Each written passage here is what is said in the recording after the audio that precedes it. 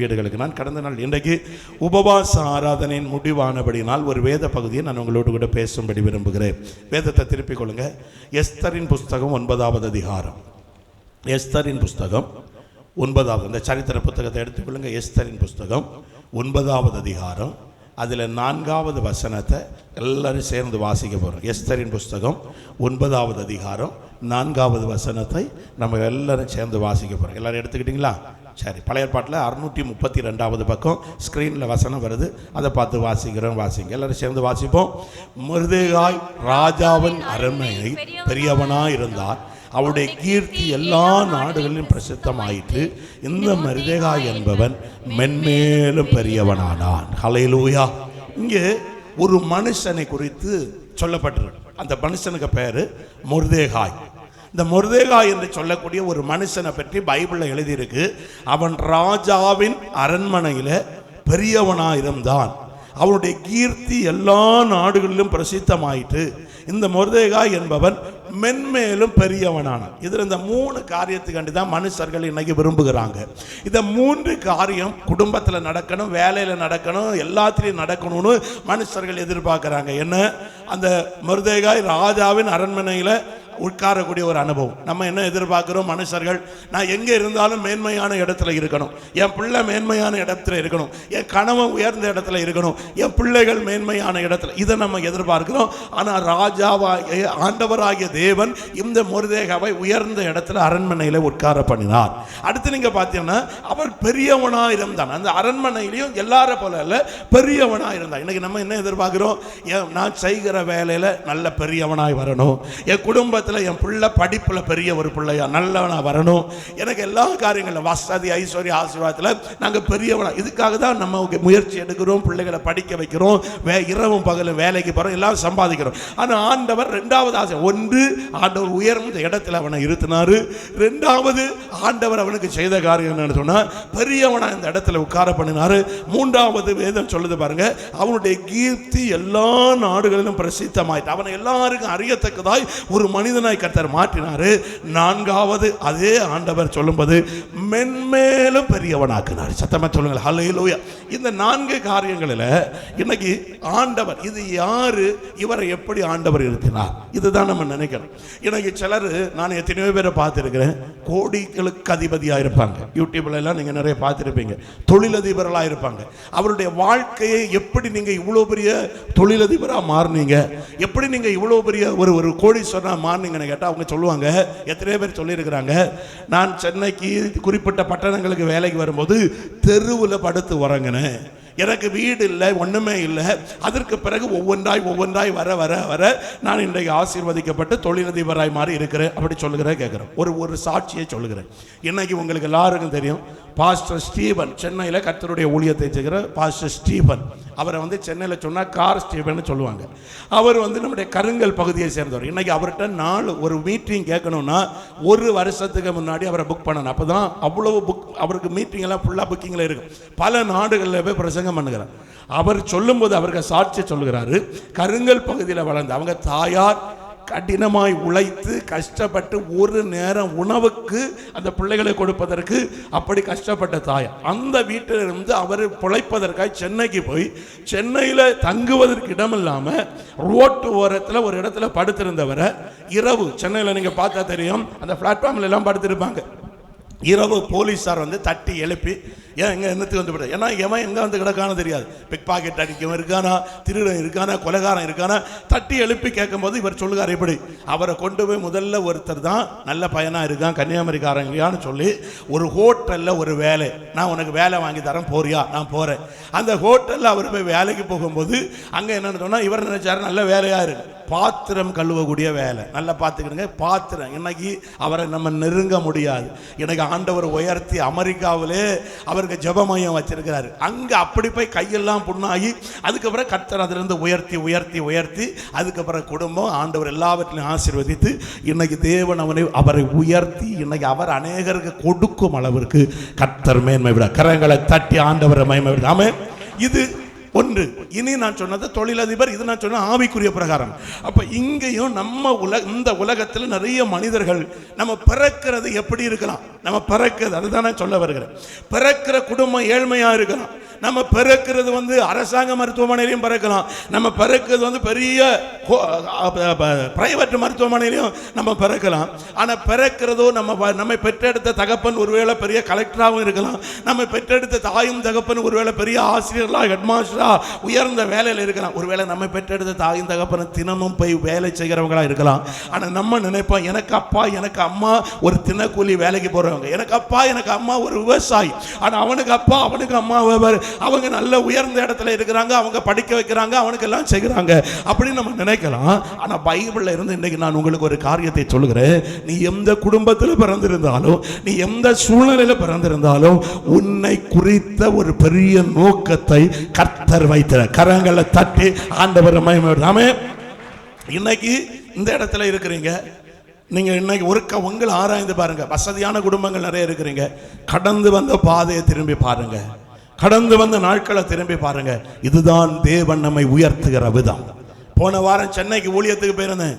99வது ஆண்டுல அந்த இடத்துல கூனங்கர்னு சொல்லுகிற ஒரு கிராமத்தில் நடந்து ஊழியம் செய்தேன். 99ல் நான் போன திங்கட்கிழமை காலையில் நாங்கள் அங்கே போகிறோம். அந்த கிராமம் எல்லாம் அப்படி ஓரளவு முடிந்து கைப்பிரதி சில காரியங்கள் அந்த இடத்துல செய்ய ஆண்டவர் கிருபை செய்தார். 99ல் போகும்போது முதல்ல நடந்து, அதற்கு பிறகு 2000 நினைக்கிறேன் ஒரு சைக்கிள் வாங்கி தந்தாங்க. சைக்கிளில் போய் ஆண்டவருக்கு ஊழியம் ஏறத்தாழ ஒரு 25 கிலோமீட்டர் அப்படி போய் நான் ஊழியம் செய்தேன். ஆனால் போன வாரம் நாங்கள் போகும்போது நான் உள்ளே இருந்து வரும்போது ஸ்தோத்திரம் பண்ணியிருந்தேன். நான் தலைமை பாஷை, இன்னும் 2 பாஷை, ஏசி காருக்குள்ளே ஏசி போட்டு அதே கிராமத்துக்குள்ளே போய் 99ல் ஊழியம் செய்தான். அடுத்த ஒரு ஆலயத்துக்குரிய வழியை கர்த்தர் அந்த இடத்துல பாருங்க. 99 2024 அவர் செய்ய நினைத்த காரியங்கள் தடைபடுவதே இல்லை. நான் அந்த காருக்குள்ள இருக்கும்போது ஆண்டவரே, அன்னைக்கு நான் இங்க வரும்போது எப்படிப்பட்ட பேண்ட் போட்டிருந்தேன், அன்னைக்கு நான் இங்க வரும்போது எப்படிப்பட்ட சட்டை போட்டிருந்தேன், அன்னைக்கு நான் இங்க வரும்போது முதல்ல சைக்கிளில் நடந்து வந்தேன், அதுக்கு பிறகு ஒரு வெள்ளைக்காரன் ஒரு சைக்கிள் வாங்கி தந்தான். ஆண்டவரே இப்படி வந்தேன், இன்னைக்கு இதுக்குள்ள வரும்போது எப்படி. நான் ஏன் இதை சொல்லுகிறேன், உனக்கு ஆரம்பம் அற்பமா இருந்தாலும் கர்த்தர் உனக்கு வைத்திருக்கிற திட்டங்கள் பரிதானது. இந்த உபவாச நாளின் முடிவு நாளிலே இந்த இடத்துல கர்த்தருடைய வார்த்தை கேட்கிற தேவ ஜனமே, இந்த மொர்தெகாய் என்று சொல்லுகிற மனுஷன் யார் என்றால், இந்த மொர்தெகாயை கர்த்தர் இவ்வளவு உயர்ந்த இடத்துல வைத்ததற்கு அதற்கு காரணம் என்னன்னா, நம்ம நிறைய பேர் ஜெபிப்போம், ஆண்டவரே அவனை போல உயர்த்துங்க, இவனை போல உயர்த்துங்க, அவனை போல ஆசீர்வதிங்க, இவனை போல ஆபிரகாமை போல ஆசீர்வதிங்க. அவர்கள் கடந்து வந்த பாதையை நமக்கு வாழ்க்கையின் அனுபவமா எடுத்துக்கொண்டால் கர்த்தர் நிச்சயம் உன்னை எல்லா விதத்திலும் ஆசீர்வதித்து உயர்த்த வல்லமை உள்ளவர். அடுத்து இதே மனுஷனை குறித்து இங்க நம்ம பார்த்தோம், கர்த்தர் அவனை உயர்த்தி வைத்திருந்தாரு. இவரை குறித்து அடுத்து அந்த அரண்மனையில் அவர் எந்த ஸ்தானத்தில் இருந்தாராம்? 10வது அதிகாரம் 3வது வசனத்தை படிங்க. 10வது அதிகாரம் 3வது வசனம். யூதனாகிய மொர்தெகாய் ராஜாவாகிய ஆகாஸ்வேருக்கு, யூதனாகிய மொர்தெகாய் ராஜாவாகிய ஆகாஸ்வேருக்கு இரண்டாவதானவும் யூதருக்குள் பெரியவனும். வசனம் சொல்லுது பாருங்க, ராஜாவுக்கு அடுத்த ஸ்தானத்துல கர்த்தர் அவனை அமர பண்ணினார். சத்தமா சொல்லுங்க ஹல்லேலூயா. இன்னைக்கு வாக்குத்தத்தமாய் நான் சில காரியங்களை உங்களுக்கு சொல்லுகிறேன். இந்த இடத்துல இருக்கிற தேவ பிள்ளையே, என் வீட்டுக்கு நிலைமை இப்படி இருக்கு, என் குடும்பத்துக்கு நிலைமை இப்படி இருக்கு, என் பிள்ளைகளுக்கு நிலைமை இப்படி இருக்கு. நான் ஒன்றை மட்டும் உனக்கு ஆண்டவருடைய வார்த்தையை சொல்லுகிறேன், நீ அறியாதது எட்டாத ஒரு பெரிய திட்டத்தை கர்த்தர் உனக்காய் வைத்திருக்கிறார், உன் சந்ததிக்காய் வைத்திருக்கிறார், உன் பிள்ளைகளுக்காக வைத்திருக்கிறார். சத்துருவாகிய பிசாசை குறித்து வசனம் சொல்லுது, அவன் கொல்லவும் அழிக்கவும் வந்தவன், ஆனா ஆண்டவர் அப்படிப்பட்டவர் அல்ல. அதே வேதம் தான் நமக்கு சொல்லுது, ஆண்டவர் இழந்து போனதை தேடவும் ரட்சிக்க வந்த கர்த்தரை நீங்களும் நானும் ஆராதித்துக் கொண்டிருக்கிறோம். அப்ப இந்த வசனம் ரெண்டையும் பார்க்கும்போது இன்னைக்கு நான் சொல்லுகிற வருகிற காரியம், ஆண்டவர் எப்படி ஒரு மனிதனை ஆசீர்வதிக்கிறார், ஆண்டவருக்கு ஒரு மனுஷனுக்கு வாழ்க்கையில் என்ன திட்டம் இருக்கு. இன்னைக்கு ஒருவேளை இந்த இடத்துல வந்திருக்கிற நீங்க ஒரு குறுகின வட்டத்துக்குள்ள இருக்கலாம். எனக்கு வருமானம் இவ்வளவுதான், எனக்கு குடும்பத்துக்கு சூழ்நிலை இவ்வளவுதான், எனக்கு கல்வி ஞானம் இவ்வளவுதான், எனக்கு கல்வி அறிவு இவ்வளவுதான், என் பிள்ளை இவ்வளவுதான் படிக்க வைக்க முடியும், என் பிள்ளைகளுக்கு தான் இவ்வளவுதான் செய்ய முடியும், அப்படி நீங்க ஒரு குறுகின வட்டத்துக்குள்ள இருப்பீங்கன்னா இது நம்முடைய மாம்ச சிந்தையே தவிர வேற ஒண்ணும் இல்லை. ஆனா ஆவிக்குள்ள நான் ஆண்டவருக்குள்ள நான் சொல்லுகிறேன், இது உன்னுடைய சிந்தை. ஆனா நீ அறியாத ஒரு பெரிய திட்டத்தை உன்னை குறித்து உன் குடும்பத்தை குறித்து ஆண்டவர் வைத்திருக்கிறார். உன்னை குறித்து உன் சந்ததியை குறித்து ஆண்டவர் ஆலயம் ஆரம்ப நாட்களில் 5 பேர் 4 பேர் ஆராதித்த ஆராதனை ஆலயம். ஆனா ஜனவரி 26ஆம் தேதி ஒரு பாஸ்டர் இங்க வருவார் செய்தி கொடுக்க. அவர் இங்க வரும்போது நான் ரொம்ப நாட்கள் வந்து நடத்தி போயிட்டு இருந்தேன். அவர் என் கையை பிடிச்சிட்டு ஒரு நாள் சொல்லும்போது, லிவிங்ஸ்டன் போட்டுட்டு ஓடிடாத, இது உனக்கு ஆண்டவர் தந்த ஊழியம், இங்க திரளான ஆத்துமாக்களை ஆயத்தம் பண்ணி வச்சிருக்கிறாரு, நீ அதை நிறைவேற்றணும். அன்னைக்கு 5 6, ஆனா இன்னைக்கு பார்க்கும்போது தான் தெரியுது ஒரு தரிசனம், ஒரு பெரிய நோக்கத்தை நமக்கு பின்ன வைத்துதான் அவர் நம்மை தெரிந்து கொள்கிறார், அவர் நம்மை அழைத்திருக்கிறார், அவர் நம்மை நடத்துகிறார். ஜோசியம் சொல்லலாம் உனக்கு வாழ்க்கை இவ்வளவுதான், நமக்கு ஜாதகம் சொல்லலாம் உனக்கு குடும்பத்துக்கு நிலைமை இதுதான். நம்ம கணவனை குறித்து சொல்லும்போது சொல்லுவாங்க அவனுக்கு ராசிப்படி அவன் வாழ மாட்டான், அது அப்படிப்பட்ட கேஸ். உனக்கு குடும்பத்தை இந்த உலகத்தின் மனிதருடைய ஞானத்தில் சொல்லலாம், ஆனா அதெல்லாத்தையும் தூக்கி குப்பையில போடு. என் தேவன் என்னை குறித்து என் குடும்பத்தை குறித்து ஒரு திட்டம். எத்தனை பேர் இன்னைக்கு நம்புகிறீங்க கர்த்தர் உன்னை உன் சந்ததி நம்முடைய ஊழியத்தை கர்த்தர் உயர்த்துவான்னு சொல்லுங்க. கரங்களை தட்டி ஆண்டவர் எங்க சந்ததிகளுக்கு பெரிய காரியங்களை நீ செய்ய போறதற்கா, தேசத்தின் நடுவில் குடும்பங்களை உயர்த்த போறதற்கா தேவன் ஆசீர்வதிக்கிறார். இந்த மொர்தெகாய் யாரு? அவர் இவ்வளவு உயர்ந்த ஸ்தானத்தில் இருக்க காரணம் என்ன? வேதத்தை திருப்பிக் கொள்ளுங்க. எஸ்தரின் புஸ்தகம் 2வது அதிகாரம். எஸ்தரின் புஸ்தகத்தில் 2வது அதிகாரத்துக்கு வாங்க. அதுல 6வது வசனத்தை படிங்க. இந்த மொர்தெகாய் யார்? அவர் இவ்வளவு உயர்த்தப்படுவதற்குரிய காரணம் என்ன? அவன் பாபிலோன் ராஜாவாகிய நேபுகாத்நேச்சர், அவன் பாபிலோன் ராஜாவாகிய நேபுகாத்நேச்சர் யூதாவின் ராஜாவாகிய எகோனியாவை பிடித்துக் கொண்டு போகும்போது அவனோடு கூட எருசலேமிலிருந்து பிடித்துக் கொண்டு போகப்பட்டவர்களில் ஒருவனாயிருந்தான். சத்தமா சொல்லுங்கள் ஹல்லேலூயா. இந்த மொர்தெகாய் ராஜாவுடைய அரண்மனையில 2வது ஸ்தானத்தில் இருக்கிறாரு. இந்த மொர்தெகாய் எல்லா தேசத்தின் ஜனங்கள் எல்லாம் அறிந்து கொள்ளத்தக்கதாய் ஆண்டவர் அவனை பிரஸ்தாபப்படுத்தினார். இதற்கு காரணம், அதுக்கு முன்ன இவன் எப்படி இருந்தானா, இந்த மொர்தெகாய் என்ன சூழ்நிலைகளுக்குள்ள இருந்தானா, வசனம் சொல்லுது பாருங்க. ஆண்டவருடைய நாமத்தினாலே வசனம் சொல்லுது, அவன் சிறைபிடித்து வரப்பட்ட ஒரு மனிதனாயிருந்தான். தெய்வத்தை ஆராதிக்கிற தேவ ஜனமே, இன்னைக்கு இந்த பிசாசு நம்ம எல்லாம் நிறைய காரியங்களில் ஒரு போராட்டத்துக்குள்ள அகப்படுத்த. இப்ப 2 சாட்சி இதுல கேட்டோம். ஒரு சாட்சி பிசாசு கொன்று மரணத்தை உருவாக்கணும்னு நினைச்சு கர்த்தர் கிருபையினால் எழும்பி வாழ கர்த்தர் கிருபை செய்தார்.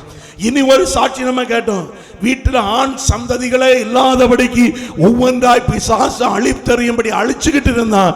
ஆண்டவர் தம்முடைய மகனை தெரிந்து கொண்டார், ஆண்டவர் வாழ வைத்தார். இது 2 உயிருள்ள சாட்சி நம்முடைய கண்களால் இன்னைக்கு நம்ம கேட்ட சாட்சி. அப்ப ஒன்றை புரிந்து கொள்ளுங்க, இவன் சிறைபிடித்து வரப்பட்டவன். இவனுக்கு சூழ்நிலை என்னன்னா, வந்த தேசத்துக்குள்ள இவன் வந்து சந்தோஷமாய் வாழ முடியாது, வந்த தேசத்துக்குள்ள இவன் விரும்புவது போல எல்லாம் செய்ய முடியாது. காரணம் சிறைபிடித்து வரப்பட்டவன். இவன் அங்க தேசத்துக்குள்ள